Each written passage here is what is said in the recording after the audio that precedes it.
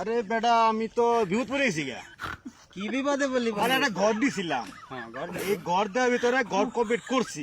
হ্যাঁ, ভালো একটা রং মিশি দরকার, কটা রং করাম সুন্দর দেখে ডিজাইন করবো রং। সেই কথা, তাইলে তো তুই একেবারে সঠিক জায়গায় আইয়া পড়ছিস। আরে বোঝো নাই, আরে বেটা আমি তো একটা রং মিস্ত্রি। তুই রঙের কাম করছো? কবে গেলে দোস্ত? আরে তুই জানোস না? তুই তো জানোস না? না না আমি জানি তো না। আমার মতন ভালো একটা রং মিস্ত্রি এই এলাকায় নাই। এলাকায় না?